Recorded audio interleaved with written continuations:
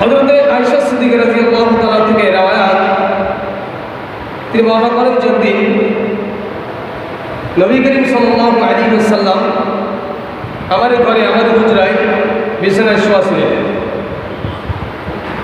তো গভীর রাত যখন হয়ে গেছে, তখন জিবরাইল আলাইহিস সালাম রাসূলুল্লাহ সাল্লাল্লাহু আলাইহি সাল্লামের কাছে আগমন করলেন।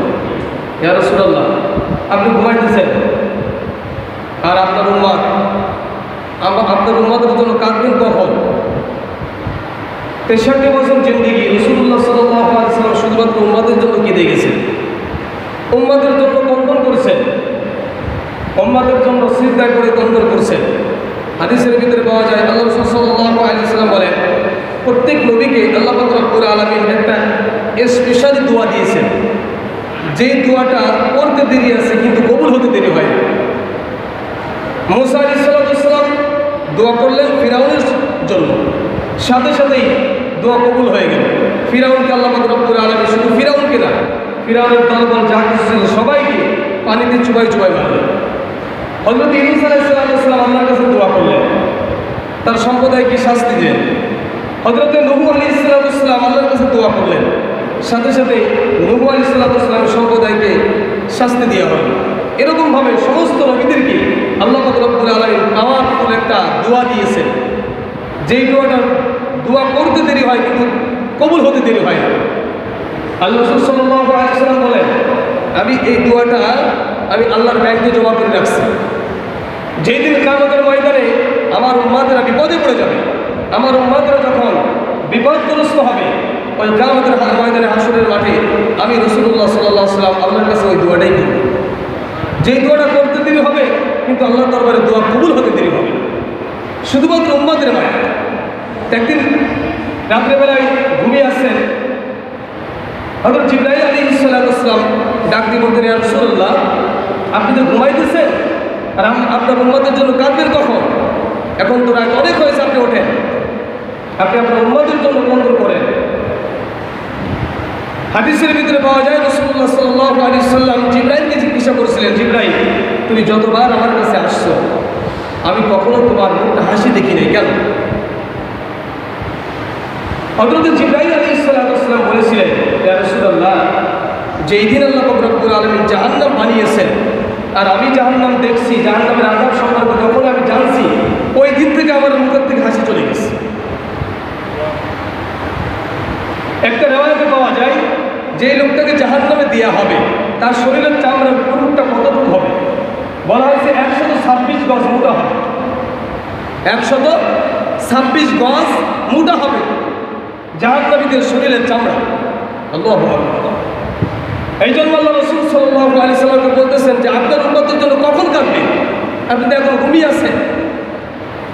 আল্লাহ নবী বিশ্বনবী মুহাম্মদ রাসূলুল্লাহ সাল্লাল্লাহু আলাইহি ওয়াসাল্লাম ঘুম থেকে জেগে মদিনা শহর থেকে দূরে পাহাড়ে গর্তের ভিতরে যে সিজদায় পড়ে আল্লাহর কাছে বলতেছে, রব্বুল আলামিন, আমি এই যে সিজদায় পড়লাম, যতক্ষণ পর্যন্ত আমার উম্মতকে মাফ না করা হবে ততক্ষণ পর্যন্ত আমি সিজদা থেকে মাথা উঠাইব না, শুধুমাত্র আমাদের জন্য। আর আমরা সেই নবীর জন্য কি করতেছি, কি করলাম সেই নবীর জন্য? নবীর একটা সুন্নাত পর্যন্ত আমরা ধরে রাখতে পারি না। আল্লাহ নবী আল্লাহকে বলতেছেন, রব্বুল আলামিন, আমি যে সিজদায় পড়লাম, আমার উম্মতের একটা ফয়সালা না করা পর্যন্ত আমি সিজদা থেকে মাথা উঠাইব না। ফজরের আজান হয়ে গেছে, মুয়াজ্জিন আজান দিয়েছে, মসজিদে নববীতে ফজরের নামাজ হবে, রাসূলুল্লাহ সাল্লাল্লাহু আলাইহি সাল্লাম হুজরাত থেকে বের হয় না। সাহাবীরা অপেক্ষা করতেছে। হুজরার ভিতরে খবর পাঠানো হলো, নবী কেন মসজিদে নববীতে আসে না? ফজরের নামাজের রক্ত চলে যাইতেছে, ফজরের নামাজ এখনো পড়ানো হয় না।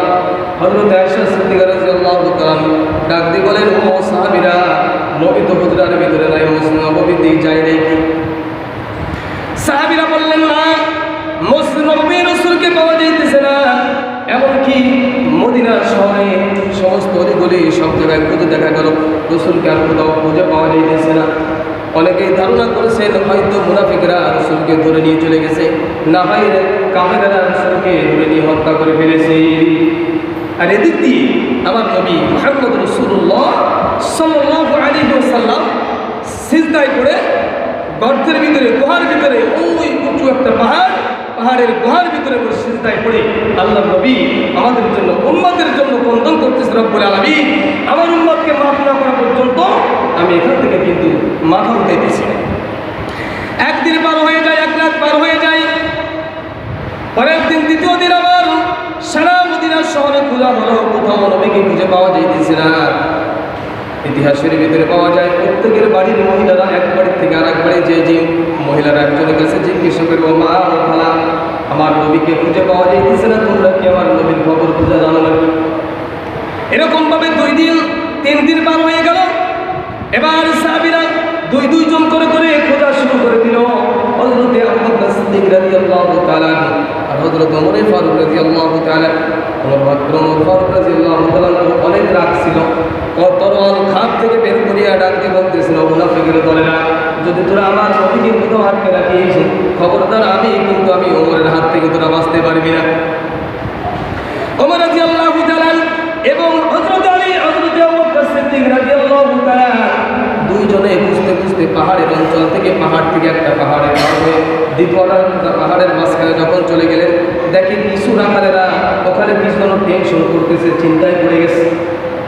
হযরত আবু বকর এই রাখালদেরকে ডাক দিয়ে বলেন, ও রাখালেরা, তোমরা কেন এখানে টেনশন করো, চিন্তা করো, কিসের জন্য চিন্তা করো?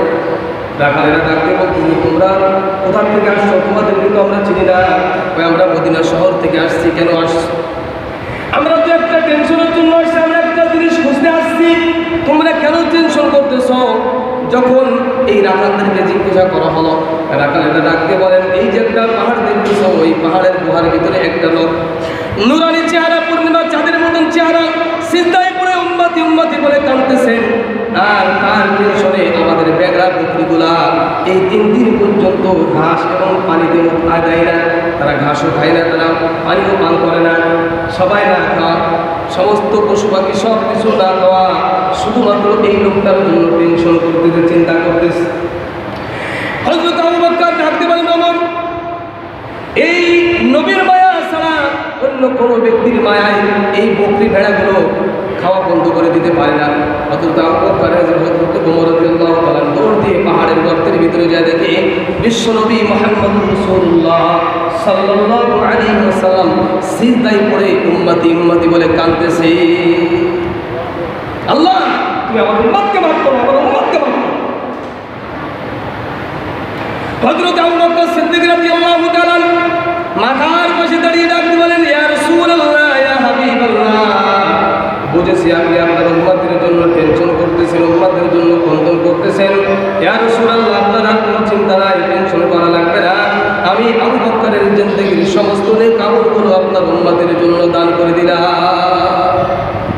আপনার উম্মতের জন্য আমি আবু বকরের নেক আমলগুলো সব দান করে দিলাম। কিন্তু তারপর নবী মাথা উঠাই না। হযরত ওমর রাদিয়াল্লাহু তাআলা বললেন, ইয়া রাসূলুল্লাহ, আমি ওমরের জিন্দেগীর যত গুনাহ করে আছে, যত নেক আমলগুলো আছে, সমস্ত নেক আমলগুলো আপনার উম্মতের জন্য দান করে দিলাম। এখন তো আপনি মাথাটা উঠান। রাসূল কিন্তু মাথা উঠাই না। এবার আবু বকরকে ওমর রাদিয়াল্লাহু ডাকতে বলতেছেন, আবু বকর, এরকমভাবে ডাকলে কিন্তু নবী উঠে পড়বে না। চলো আমরা মদিনা শহরে চলে যাই এবং শহর থেকে অনেক সাহাবীদেরকে নিয়ে একত্রিত আমরা আসি। অনেকে সাহাবীরা ডাকলে হয়তো নবী মাথা উঠাইবে। হযরত ওমর রাদিয়াল্লাহু ডাকতে বলতেন, আবু বকর, না, আমার একটা মন সাক্ষী দিতেছে, আমি 2 জন ব্যক্তির কথা বলবো, এই 2 জন যদি আসে হয়তো নবী মাথা উঠাইবে, তাই ছাড়া কোনো মানুষ আসলে হয়তো মাথা নবী উঠাইবে না। হযরত ওমর রাদিয়াল্লাহু তাআলা বললেন, হযরত হাসান এবং হুসাইন। হযরত ওমর রাদিয়াল্লাহু তাআলা বলেন, আবু বকর, আমি দেখেছি আল্লাহর নবী বিশ্বনবী মুহাম্মদ রাসূলুল্লাহ সাল্লাল্লাহু আলাইহি ওয়াসাল্লাম মসজিদ নববীর বারান্দায় বসা। হযরত হাসান এবং হুসাইন দৌড় দিয়ে আসেন, না, অনেক ছেলেরা ঘোড়ার পিঠে উঠতেছে, আমাদেরকেও ঘোড়ার পিঠে উঠাও, আমাদের মন চায় একটু ঘোড়ার পিঠে উঠতে। কিন্তু মায়ের কাছে গেছিলাম, মাকে বললাম একটা ঘোড়া কিনে দাও, বাবাকে বললাম একটা ঘোড়া কিনে দাও, তারা বললো আমাদের কাছে টাকা নাই। না, তুমি একটা ব্যবস্থা করে দাও, আমাদের মন চাইতেছে আমরা একটু ঘোড়ার পিঠে উঠি। হযরত ওমর রাদিয়াল্লাহু তাআলা দূরে দাঁড়ালো, আল্লাহর নবী বলে আবু বকর, আল্লাহ নবী হাসান ও হুসাইনকে নিজে ঘোড়া সাজছে আর হাসান হুসাইনকে পিঠে উঠাইছে। হযরত ওমর রাদিয়াল্লাহু তাআলা দূর থেকে দেখে মুসকি মুসকি হাসতেছে। রাসূল দেখে বলে, এই ওমর, কি হাসো কেন? হাসান হুসাইনের কপালটা কত ভালো যে সারা পৃথিবীর শ্রেষ্ঠ ঘোড়া তার পিঠে সাজতেছে। হযরতে মুহাম্মদ রাসূলুল্লাহ সাল্লাল্লাহু আলাইহি ওয়াসাল্লাম ডাক দিয়ে বলতেছেন, ওমর, শুধু ঘোড়াটাই দেখলাম, ঘোড়ার ভিতরে যারা সর হয়েছে তাদেরকে তুমি দেখো না? এই হাসান এবং হুসাইনকে আল্লাহ রাসূল সাল্লাল্লাহু আলাইহি ওয়াসাল্লাম এত মহব্বত করতেন, এত ভালোবাসতেন। আল্লাহ নবী বিশ্বনবী মুহাম্মদ রাসূলুল্লাহ সাল্লাল্লাহু আলাইহি ওয়াসাল্লাম বলেন, যদি কোনো ব্যক্তি হাসান এবং হুসাইনকে গালি দেয়, সে কেমন যেন আমি রাসূলকে গালি দিল। আমার হাসান এবং হুসাইনকে যদি কোনো ব্যক্তি কষ্ট দেয়, সে যেন আমি রাসূলকে কষ্ট দিল। আর হাসান হুসাইনকে যেই ব্যক্তি সান্ত্বনা দিবে, সে যেন আমি রাসূলকে সান্ত্বনা দিল। আমি হাসান হুসাইন কষ্ট পাইলে আমিও কষ্ট পাই, হাসান হুসাইন যদি সুখ পায় আমিও রাসূল সুখ পাই। রাসূল হাসান হুসাইন অনেক মহব্বত করতেন। একদিন হাসান এবং হুসাইনকে দেখার জন্য আল্লাহ নবী মুহাম্মদ রাসূলুল্লাহ সাল্লাল্লাহু আলাইহি ওয়াসাল্লাম ঘরে গিয়েছেন। যায় দেখে হযরতে ফাতিমা জোহরা রাদিয়াল্লাহু তাআলা কন্দন করতেছে, কাঁদতেছে। আল্লাহ নবী বলেন, ফাতিমা, কেন কাঁদো? তোমার দুই নাতি কোথায়? বাজান, কাঁদি এই জন্য আজ 3 দিন পার হয়ে গেল আমার চুলায় এখন জ্বলে না। তোমার দুইজন নাতি ক্ষুধার যন্ত্রণায় কষ্ট সহ্য না করতে পেরে ঘরের পিছনে যে একজনের গলা আরেকজন ধরে কন্দন করতেছে। আল্লাহ নবী চলে গেলেন, যাই দেখে দুজন একজনের গলা ধরে আরেকজন গলা ধরে ধরে কাঁদতেছে, ক্ষুধার যন্ত্রণা সহ্য করতে পারতেছে। আল্লাহ নবী বিশ্বনবী মুহাম্মদ রাসূলুল্লাহ সাল্লাল্লাহু আলাইহি ওয়াসাল্লাম ওখান থেকে রওনা দিলেন। একটা ইহুদির বাগানে গেলেন, ইহুদিকে ডাক দিয়ে বলেন, ও ইহুদিরে, আমি তোমার কিছু কাজ করে দিই, আমি তোমার এই খেতের জন্য, এই খামারের জন্য আমি কিছু পানি তুলে দিই কুয়া থেকে, আর প্রত্যেকটা বালতির বিনিময়ে 3টা খেজুর দিবে। এক বালতি পানি উঠে দিবে, 3টা খেজুর দিবে। আল্লাহ রাসূল সাল্লাল্লাহু আলাইহি ওয়াসাল্লাম এক বালতি 2 বালতি উঠাইতে 8 বালতি উঠাইছে। তো 9 বালতি যখন উঠাইতে গেছে, বালতিটার পিছনে নিচে দিছে, কিন্তু তাইলে যখন উঠাইতে গেছে রশি ছিঁড়ে নিচে পড়ে গেছে। ইহুদি তো রাগ হয়ে গেছে, তুমি কিভাবে কি করলে এটা? ইহুদি তো এই লোকটাকে চেনে না। রাসূল বলতেছেন যে ইহুদি এটা ছিঁড়েই পড়ে গেছে। না, তুমি ছিঁড়ে ফেলে দিছো। রাসূলকে চেনে না, এই কথা বলছে। 8 বালতি পানি উঠাইছে, ইহুদিকে বলতেছে, 8 বালতি আমার 3টা খেজুর করে 3টা 24টা খেজুর দাও, আমার 2 নাতি ক্ষুধার যন্ত্রণা সফর করতে আমি তাদেরকে দেব। আল্লাহ নবী এই 24টা খেজুর নিয়ে রওনা দিছে। এমন সময় হযরত জিবরাইল আলাইহিস সালাতু ওয়াস সালাম এসে বললেন, ইয়া রাসূলুল্লাহ, ইহুদির যে বালতিটা কুমারের ভিতরে ফেলাই দিয়ে ওটা উঠাইবে কিনা? আল্লাহ রাসূল বলেন, তোমরা তো পড়ে গেছে, কিভাবে উঠাইব? জিবরাইল বলতেছেন, আপনি বালতিকে ডাক দেন, দেখেন বালতি কি হয়। ইতিহাসের ভিতরে পাওয়া যায় রাসূল বালতিকে ডাক দিছে, বালতি আস্তে চলে আসছে। ইহুদি কাণ্ড দেখে ইহুদিতে একটা চড় মারছিল, আর রাসূল সাল্লাল্লাহু আলাইহি ওয়াসাল্লামকে চড় মারছে। ইহুদি যখন এই কিরামত দেখে ফেলল, মুজিজা যখন দেখে ফেলছে, আরে একটা কুয়ার ভিতরে বালতি তারা ডাক দিলেই চলে আসলো, এগুলো সাধারণ কোনো লোক হতেই পারে না। পরবর্তীতে এই ইহুদি মুসলমান হয়েছে। আল্লাহ নবী বিশ্বনবী মুহাম্মদ রাসূলুল্লাহ সাল্লাল্লাহু আলাইহি ওয়াসাল্লাম সিজদায় পড়ে বন্দন করা শুরু করে দিয়েছে। 3 দিন পর্যন্ত খাওয়া নাই, ঘুম নাই, সিজদার থেকে মাথা উঠাই না। আল্লাহকে ডাকতে বলে, রব্বুল আলামিন, আমার উম্মতের একটা ফয়সালা না করা পর্যন্ত আমি রাসূল কিন্তু এই জায়গা থেকে সিজদার থেকে মাথা উঠাইব না। হযরত ওমর ফারুক রাদিয়াল্লাহু তাআলা ডাকতে বললেন, আবু বকর, চলো আমরা মদিনায় চলে যাই, আলীর কাছে খবরটা পৌঁছাই দিই। যখন মদিনার শহরের ভিতরে ঢুকার সাথে সাথে হযরত আলী রাদিয়াল্লাহু তাআলার সঙ্গে দেখা হয়ে গেছে। আলী রাদিয়াল্লাহু তাআলা ওমর রাদিয়াল্লাহু ডাকতে বলেন, ওমর রে, ও আলী, নবীর খবর পেয়েছি, কিন্তু নবী তো উঠতেছে না। হাসান হুসাইন ছাড়া মনে হয় নবীকে ওখান থেকে আনা যাবে না। হযরত আলী রাদিয়াল্লাহু তাআলা ঘরের ভিতরে প্রবেশ করলেন। ফাতেমাকে ডাকতে বলতে পারে 3 দিন পর্যন্ত কন্তন করতেছো, যার মায়াই আর কন্তন করা লাগবে না, চলো ওই গুহার ভিতরে, পাহাড়ের গর্তের ভিতরে নবীকে পাওয়া গেছে, হাসান হুসাইন নিয়ে জলদি করে গুহার সামনে চলে আসো। হযরতে ফাতিমাতুজ জোহরা রাদিয়াল্লাহু তাআলা হযরতে হাসান এবং হুসাইন দুইজনকে নিয়ে যখন গুহার সামনে দাঁড়িয়েছেন, হযরতে ফাতিমা রাদিয়াল্লাহু তাআলা ডাকতে বলেন, ইয়া রাসূলুল্লাহ, ইয়া হাবিবাল্লাহ, যদি কোনোদিন কোনো কষ্ট হয়েছে, একদিনও যদি আমাকে না দেখতে পারেন, একদিনও আমাকে না দেখে আপনি কোনোদিন থাকতে পারেন নাই, আজকে 3 দিন পর্যন্ত আপনি আমাকে না দেখে এইখানে সিজদায় পড়ে আছেন, ইয়া রাসূলুল্লাহ, ইয়া হাবিবাল্লাহ, তার কন্তন করা লাগবে না, আমি ফাতিমার জিন্দেগির যত নেক আমলগুলো আছে সমস্ত নেক আমলগুলো আপনার উম্মতের জন্য দান করে দিলাম। হযরত ফাতিমা রাদিয়াল্লাহু তাআলা তার জিন্দেগির সমস্ত নেক আমলগুলো উম্মতের জন্য দান করে দিলেন, তারপরেও মাথা হয়ে গেছে। হযরত ফাতিমা রাদিয়াল্লাহু তাআলা এবার হাসান এবং হুসাইনকে ডাক দিয়ে বলেন, তোমরা দুইজন দুই পাশে নাড়াচাড়া করে যদি ডাকো হয়তো মাথা উঠাইতে পারে, কারণ তোমাদের মায়া নবীর অন্তরে ভিতরে সব থেকে বেশি। হাসান এবং হুসাইন নানান নামে ডাকতেছে, কিন্তু তারপর মাথা উঠাই না। দীর্ঘক্ষণ ডাকার পরে হযরতে ফাতিমা রাদিয়াল্লাহু তাআলা বলতেছেন, ইয়া রাসূলুল্লাহ, ইয়া হাবিবাল্লাহ, বলেছি আপনি কেন মাথা উঠাইছেন না? আল্লাহর কাছে দরখাস্ত করে হযরতে ফাতিমা দোয়া করতেছেন, রব্বুল আলামিন, আমার আব্বাজানকে তুমি সিজদা থেকে মাথা উঠাও, আমার 2টা সন্তান হাসান এবং হুসাইনকে আমার আব্বাজানের উম্মতের জন্য আমি আল্লাহর রাস্তায় কুরবানি করে দিলাম। হাসান হুসাইনকে যখন ফাতিমা দোয়া করতেছে আল্লাহর কাছে, আল্লাহ, আমি আমার 2টি সন্তান হযরত হাসান এবং হুসাইনকে আমার বাবার দ্বীনের জন্য, আমার বাবার জন্য, আমি আমার বাবার উম্মতের জন্য আমার 2টি সন্তানকে আমি কুরবানি করে দিলাম, আল্লাহর রাস্তায় দান করে দিলাম। যখন এই কথা, এই দোয়া করতে দেরি হয়েছে, আল্লাহর দরবারে কবুল হতে রাসূলুল্লাহ সাল্লাল্লাহু আলাইহি ওয়াসাল্লাম মাথা উঠাই হাসান এবং হুসাইনকে চুমা খেয়েছে। হাসান এবং হুসাইনকে এত মহব্বত করতেন রাসূলুল্লাহ সাল্লাল্লাহু আলাইহি ওয়াসাল্লাম।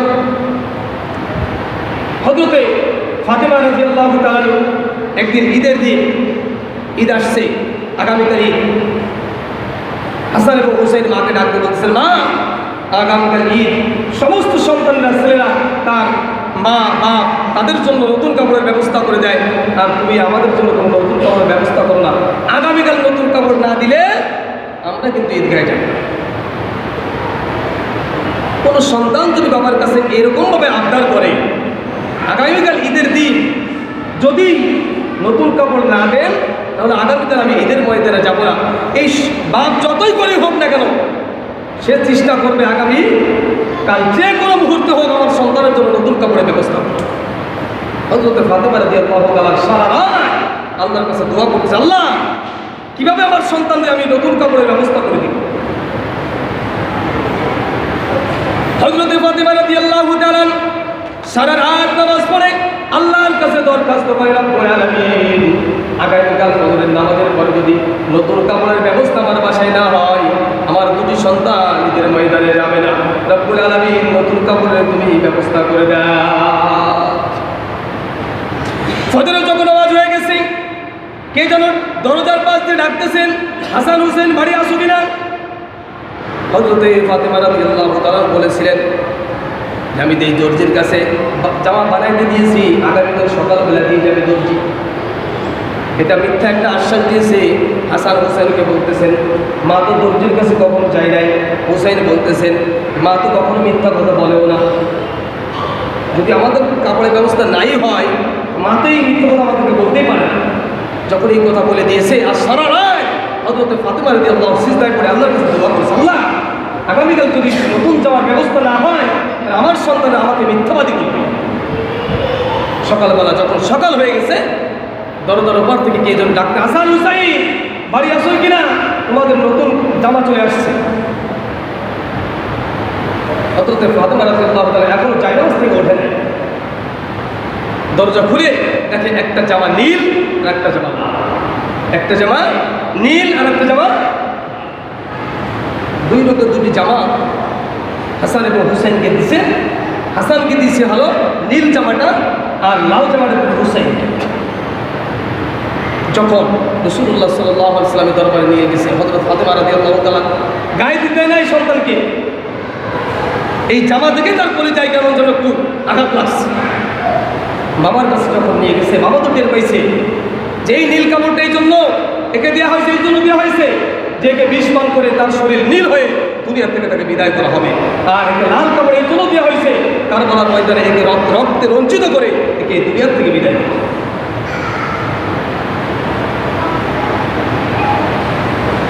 আল্লাহ নবী মুহাম্মদ রাসূলুল্লাহ সাল্লাল্লাহু আলাইহি ওয়াসাল্লাম মৃত্যুর আগ মুহূর্ত পর্যন্ত হাসান এবং হুসাইনকে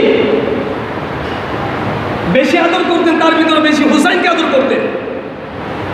আর হুসাইনকে বলতেন যে হুসাইন, যেই দিন তোমার দুনিয়ার কোনো সাহায্য তোমার কাছে থাকবে না, সেই দিন তুমি আমার আল্লাহ এবং আমাকে তুমি বলবা না, আমার নাম ধরে করে ডাকবা, তোমার নানাকে যেন বলে যাও না তুমি। আল্লাহ নবী মুহাম্মদ রাসূলুল্লাহ সাল্লাল্লাহু আলাইহি ওয়াসাল্লাম দুনিয়ায় যতদিন ছিলেন সেনাপতির দায়িত্ব পালন করেছেন, প্রধানমন্ত্রী ছিলেন, রাষ্ট্রপ্রধান ছিলেন। রাসূলুল্লাহ সাল্লাল্লাহু আলাইহি ওয়াসাল্লাম দুনিয়া থেকে চলে গেলেন। সকল সাহাবীরা একত্রিত হয়ে আবু বকর সিদ্দিক রাদিয়াল্লাহু তাআলাকে খলিফা নিযুক্ত করলেন।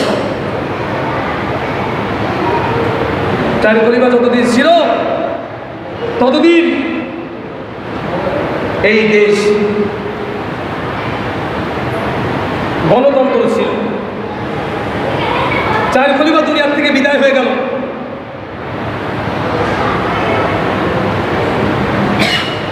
হযরত মুআবিয়া রাসূলের একজন সাহাবী, জলিল কদর একজন সাহাবী। এই মুআবিয়া তার নিজের একটা ভুল সিদ্ধান্তের কারণে তিনি তার সন্তানকে রাষ্ট্রপ্রধান ঘোষণা করলেন ইন্তেকালের আগে। আর এই সন্তান ইয়াজিদ রাষ্ট্রপ্রধান হলো, কিন্তু কুফাবাসীরা, বসরার লোকজনেরা এই ইয়াজিদকে তাদের সেনাপ্রধান, তাদের প্রধানমন্ত্রী, রাষ্ট্রপ্রধান এখানে মানতে পারল না, তাই না? আমরা নবীর বংশে একজনকে হুসাইন হাসানকে প্রায় অনেক দিন যাবৎ তিনি ইমামতির দায়িত্ব পালন করছেন। হুসাইন যখন এই বসরা ছিলেন সকলেই তাকেই প্রধানমন্ত্রী বা রাষ্ট্রপ্রধান চাইছিলেন, কিন্তু এদিক দিয়ে গণতন্ত্র শেষ হয়ে গেল, রাজতন্ত্র শুরু হয়ে গেছে। যে রাজা ছিল, রাজাই নিজের সন্তানকে ঘোষণা করে গেল একটা ভুল সিদ্ধান্তের কারণে। ইয়াজিদ যখন সিংহাসনে বসলো, ইয়াজিদের স্বভাব চরিত্র ছিল খুব খারাপ। হাসান এবং হুসাইন কিন্তু সহ্যই করতে পারত না, তাদের পরে অনেক অত্যাচার করত। তারা দুই ভাই এই বসরা থেকে হিজরত করে মক্কায় চলে আসলেন। মক্কায় যখন চলে আসছেন, তার বড় ভাই হাসানের ছোট স্ত্রী, তার কাছে এই বস্তার থেকে একটা কুটনি বুড়ি, তাকে পাঠানো হয়েছে অনেক টাকা দিয়ে, যদি তুমি হাসানকে মারতে পারো তাহলে তোমাকে এরকম পুরস্কার দেওয়া হবে। বুড়ি আসছেন, ওই ছোট স্ত্রী কাজ ছিল প্রত্যেক দিন সকালবেলা ওনাকে শরবত বানাই দিত। এখন মহিলা তো মহিলাদের দিন এমনি দিন হল। হাসানের ছোট স্ত্রী তার কাছে আসে, ওই কুটনি বুড়ি বলতেছেন, দেখো তুমি যদি তোমার স্বামী হাসানকে মারতে পারো তাহলে তোমাকে এজিদের সঙ্গে বিবাহ দেওয়া হবে। এজিদ হবে বাদশাহ, তুমি হবে রানী। অল্পতেই মহিলার অল্পতেই বুঝে যায়, ধোঁকায় পড়ে গেছে। প্রথম দিন শরবতের লাগে হালকা একটু বিষ দিছে, পরের দিন আর একটু বেশি দিছে, পরের দিন আর একটু বেশি দিচ্ছে। এরকম আর বেশি দেওয়ার পরে হযরত হাসান একদিন সকালবেলা যখন শরবত পান করছে, তার শরীরের ভিতরে জ্বালা পোড়া শুরু করে দিয়েছে। তার ভাইকে ডাক দিয়ে বলছে, আমার ভাই হুসাইন কোথায়, তুমি ডাক দাও, আমি মনে হয় দুনিয়ায় আর বেশি সময় থাকবো না। ওই যে ফেরেশতা জিবরাইল আলাইহিস সালাম জান্নাত থেকে একটা সবুজ নীল রঙের একটা কাপড় হাসানকে দিয়েছিলেন, আর একটা লাল রঙের কাপড় হুসাইনকে দিয়েছিলেন। হাসান যখন দৌড় দিয়ে হাসানের কাছে আসলেন, ভাই কি হয়েছে আপনার? আমার মা যে দোয়া করেছিল আমার নানার উম্মতের জন্য, সেই দোয়া আমার জন্য কবুল হয়ে গেছে। কিছুক্ষণের মধ্যে তার পুরো শরীর নীলবর্ণ হয়ে গেল, দুনিয়া থেকে চিরবিদায় হয়ে গেছে। এদিক দিয়ে ইজিপ্ট তার সেনা প্রধান সীমারকে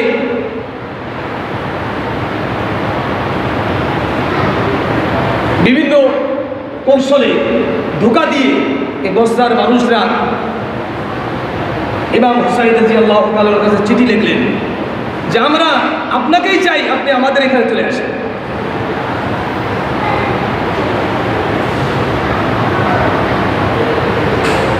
এই বসরার মানুষেরা হুসাইনকে ধোঁকা দিল। প্রথম দিক দিয়ে যখন হুসাইন রাদিয়াল্লাহু তাআলা চিঠি লিখছে যে আমরা আপনাকে চাই, আপনি আমাদের এখানে চলে আসেন, এটা পরীক্ষা করার জন্য হযরত হুসাইন রাদিয়াল্লাহু তাআলা একজন লোক পাঠাইলেন। যে লোকটা যখন ওখানে গেলেন, মুসলিম বিন আকিল তার নাম, যখন এই লোকটা যখন কুফাবাসীদের কাছে গেছে, কুফাবাসীরা মিথ্যা অভিনয় করে হযরত ইমাম হুসাইন রাদিয়াল্লাহু তাআলাকে তাদের নিজের রাষ্ট্রপ্রধান গ্রহণ করে নিয়েছেন। পরবর্তী আবার চিঠি পাঠানো হলো, হুসাইন আপনি আর দেরি করেন না, মক্কা থেকে হিজরত করে এই বসরায় চলে আসেন। ইমাম হুসাইন রাদিয়াল্লাহু তাআলা 70 থেকে 72 জন মানুষ, তার ভিতরে 12 জন ছিল মহিলা, 6 জন ছিল নাবালেগ শিশু, এদেরকে নিয়ে পরিবার পরিজন সকলকে নিয়ে এই বাগদাদে বসরার দিকে রওনা দিলেন, মিশরের দিকে রওনা দিলেন। যখন রওনার ঘোষণা হয়ে গেল, এজিদের বাহিনী আক্রমণ করে এই বসরার বাসীদেরকে বলতেছেন তোমরা যদি হুসাইনকে এই দেশে আনো, হুসাইন যদি এদেরকে এই দেশে আসে তাহলে তোমাদের সকলকে হত্যা করা হবে। এমনকি সকলকে হত্যা করে ফেলল। মুসলিম বিন আকিলকে পাঠানো হয়েছিল মক্কা থেকে, একেও হত্যা করে ফেলল। হযরত ইমাম হুসাইন রাদিয়াল্লাহু তাআলা 70 থেকে 72 জন পুরুষ এবং মহিলা শিশু বাচ্চাদেরকে নিয়ে যখন কারবালার ময়দানে পৌঁছাই গিয়েছে, তাবু গাড়লেন। জিজ্ঞাসা করছেন হযরত ইমাম হুসাইন এই জায়গাটা কোন জায়গা? তা বলতেছেন এই জায়গাটা হলো কারবালার ময়দান। 70 থেকে 72 জন মানুষ, তার ভিতরে আবার মহিলা আছে, তার ভিতরে আবার কি আছে, ছোট ছোট বাচ্চারা আছে। এদের সঙ্গে যুদ্ধ করার জন্য 20 লক্ষ মানুষ পাঠানো হলো। ইজিপ্ট সীমারের নেতৃত্বে 20 লক্ষ মানুষকে পাঠানো হলো। 4 লক্ষ মানুষ এসে ইমাম হুসাইন রাদিয়াল্লাহু তাআলা যে তাঁবুর ভিতরে ছিল, এই তাঁবুটাকে ঘেরাও করে রাখছে। মানুষ কয়জন? 70 থেকে 72 জন মানুষ, তার ভিতরে কি 12 জন আছে মহিলা, তাহলে 60 জন হয়। আর যদি 6 জন থাকে শিশু বাচ্চা, তাহলে তো 54-55 জন মানুষ মাত্র। এদের সঙ্গে যুদ্ধ করার জন্য 20 লক্ষ মানুষকে বের করছে।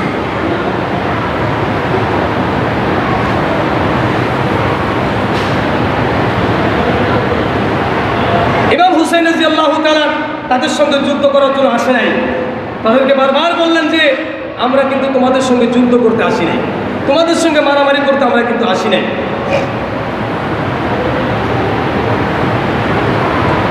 মুহররমের 2 তারিখ, মুহররমের 2 তারিখ এই কারবালার ময়দানে পৌঁছে গিয়েছিলেন। এখান থেকে নিয়ে ইমাম হুসাইন যুদ্ধ করবে না, তাদের সঙ্গে যুদ্ধ করবেই না। সবসময় বলতেছেন আমি তোমাদের সঙ্গে যুদ্ধ করতে আসিনি, যুদ্ধ করবই না। এই করতে করতে করতে কিন্তু 9 তারিখ 10 তারিখ চলে আসছে, জুমার দিন। কিসের দিন? আজকে জুমার দিন। মুহররমের 10 তারিখ এই পৃথিবীটা সৃষ্টি করা হয়েছে। আবার এই মুহররমের 10 তারিখ জুমার দিন, জুমার নামাজের পর থেকে নিয়ে এই পৃথিবী ধ্বংস শুরু হয়ে যায়। ইতিহাসের ভিতরে পাওয়া যায় ইমাম যখন খুতবা দেওয়া শুরু করে দিবে, যার খুতবা একটু লেট হবে, তখন সে আরবি লেখাগুলো কিছুই দেখতে পাবে না, শুধু এরকম সাদা কাগজ দেখবে। দৌড় দিয়ে কোরআনের কাছে চলে যাবে, কোরআনের কাছে যাই দেখবে কোরআনের সাদা কাপড় পরে আছে, ওর ভিতরে যে কালা অক্ষরগুলো লেখা ছিল একটা অরব নাই। কেমন শুরু হওয়ার আগে এরকম হবে। মুহররমের 10 তারিখ এই পৃথিবী ধ্বংস করা হবে। আল্লাহ নবী বিশ্বনবী মুহাম্মদ রাসূলুল্লাহ সাল্লাল্লাহু আলাইহি ওয়াসাল্লাম এক মুষ্টি মাটি নিয়ে একজন স্ত্রীকে ডাক দিয়ে বলতেছেন, তুমি তো অনেক দিন জীবিত থাকবে দুনিয়ায়, এই মাটিটা একটা কাছের শিশির ভিতরে রেখে দিবে, যেই দিন দেখবে এই মাটিগুলো লাল বর্ণ হয়ে গেছে, মনে করবা ওই দিন কারবালার ময়দানে আমার নাতি হুসাইন শহীদ হয়ে যাইতিস।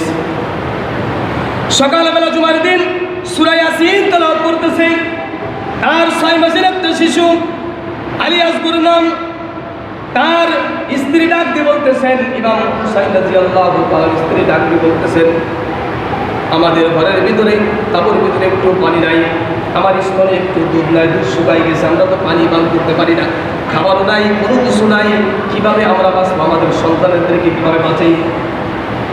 ইতিহাসের ভিতরে পাওয়া যায় হযরত ইমাম হুসাইন রাদিয়াল্লাহু তাআলা ওই 6 মাসের শিশুটাকে কোলে করে নিয়ে পানি পান করাইতে যাইবে, এমন সময় ওই ইয়াজিদ বাহিনী সীমারের নেতৃত্বে একটা তীর ওই শিশু বাচ্চার কলিজা বরাবর লাগিয়ে দিয়েছে, সাথে সাথে ইমাম হুসাইনের ছোট বাচ্চারা দুনিয়ার থেকে চিরবিদায় হয়ে গেছে।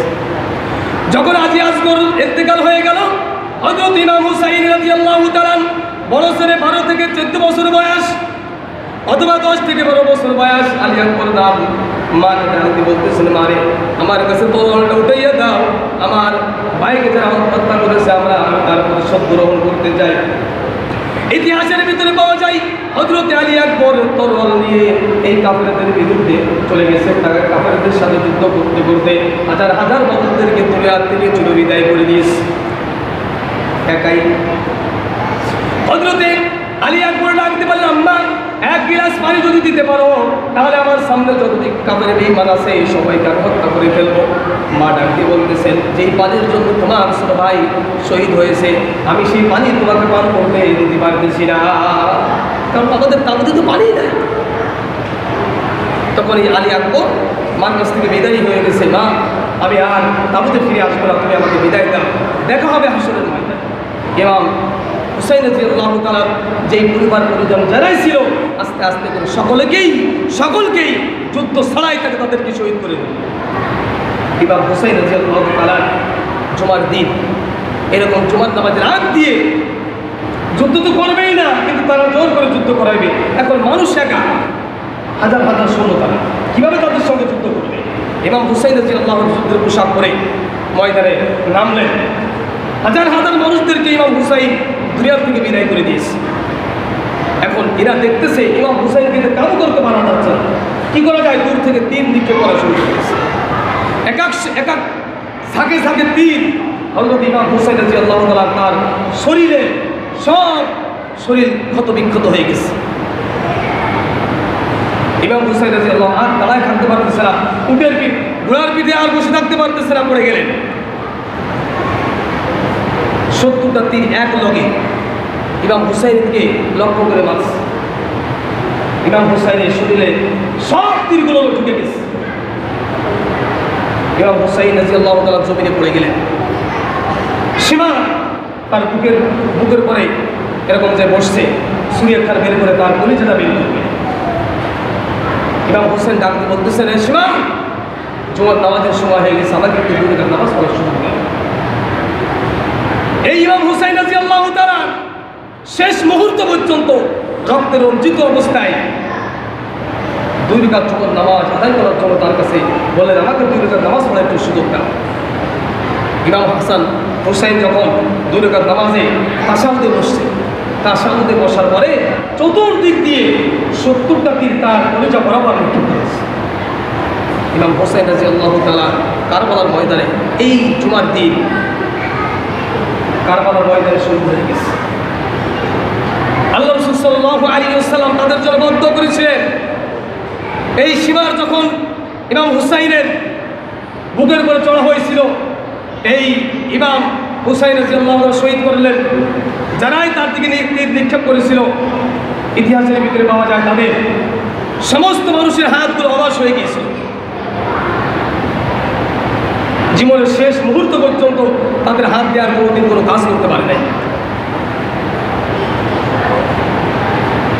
এই সীমার যখন তার বুকের পরে চড়া হয়েছিল, এই সীমার তার শরীর এমন পরিমাণ শেষ মুহূর্ত পর্যন্ত, মৃত্যুর আগ মুহূর্ত পর্যন্ত তার শরীরে এমন পচন ধরেছিল যে সে রোগ আর কোনোদিন ভালো হয় নাই। নবীর আল্লাহর সঙ্গে এই ব্যবহার করার পরিণাম আল্লাহ পাক রব্বুল আলামিন এই দুনিয়া থেকে তাদেরকে দিয়ে দিচ্ছেন।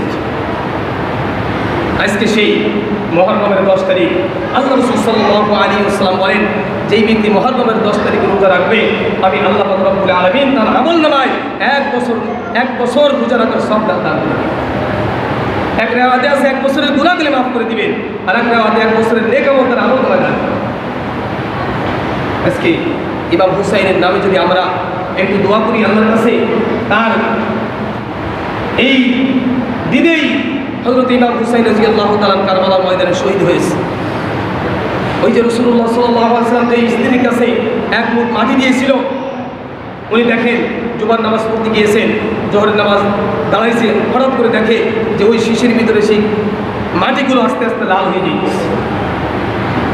রাসূলের ভবিষ্যৎবাণী, রাসূলুল্লাহ সাল্লাল্লাহু আলাইহি ওয়াসাল্লাম বলেছিলেন যে আমার নাতি হযরত হুসাইন রাদিয়াল্লাহু তাআলা তাকে এই জন্য বেশি বেশি চুমা দিয়েছিলেন যে কারবালার ময়দানে এজিদ বাহিনী তাকে শহীদ করবে। আমরা যদি এজিদি মুসলমান হতে চাই নাকি আমরা হুসাইনি মুসলমান হতে চাই? আমরা যদি হুসাইনি মুসলমান হতে চাই, হুসাইন রাদিয়াল্লাহু তাআলা এবং হাসাইন এই দুইজন হবে জান্নাতের যুবকদের সন্তান, যারা আজকে